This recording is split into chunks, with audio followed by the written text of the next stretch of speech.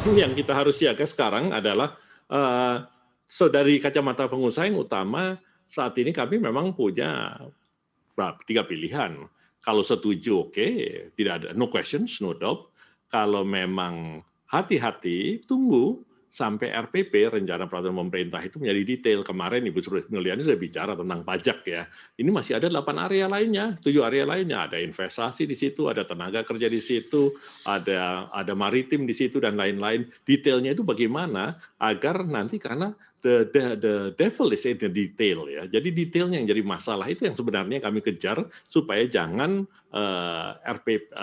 peraturan pemerintah yang menjabarkan undang-undang ini sebetulnya jiwanya bertabrakan dengan maksud mulia dari itu sendiri ya. Ya memang untuk dan yang pilihan ketiga seandainya sejak awal tidak cocok dengan omnibus law seperti yang pemerintah katakan, memang ada jalur hukum yang bisa dikatakan yang diberikan adalah memang judicial review ya melalui Mahkamah Konstitusi, ataupun kita tunggu sampai peraturan pemerintah itu keluar. Kalau PP yang tidak setuju ya judicial review-nya melalui Mahkamah Agung. Jadi berbeda memang tahapannya. Ini yang harus kita lakukan. Tapi memang dalam posisi seperti ini harus dipisah, Pak. Saya melihatnya sendiri, sebenarnya ini demonstrasi atau apa yang ada kontra itu sebetulnya a political motive atau economical motive.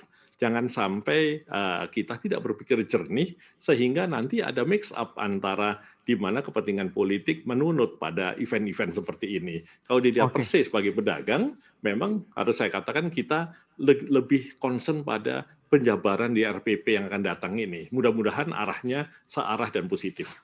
Oke, jadi Anda melihat penolakan yang terjadi ini lebih ke arah politikal begitu Anda melihatnya?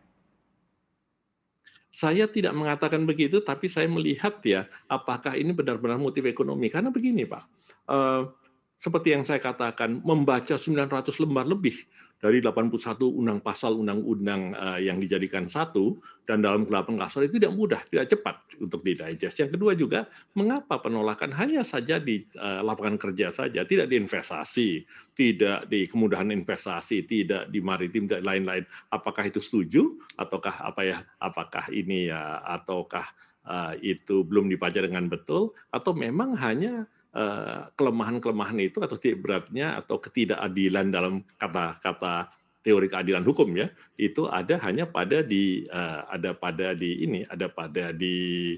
segmen ketenaga kerjaan. Yang kedua juga, Mhm. apakah yang demo adalah memang mempunyai legal standing atau mempunyai hak ya, atau berhubungan langsung dengan, kalau buruh itu mungkin langsung ya, tapi non buruh apakah memang mereka mempunyai legal standing untuk melakukan itu? Itu yang sebetulnya kami pertanyakan. Tapi kembali lagi, sebagai pedagang kami fokus pada kegiatan ekonomi kami dan kami berterima kasih apapun hasilnya ini, kami fokus sebetulnya pada penjabaran dari yang sudah ada di sini. Seandainya tidak setuju ya jalannya tinggal Oke, judicial review aja kan. oke.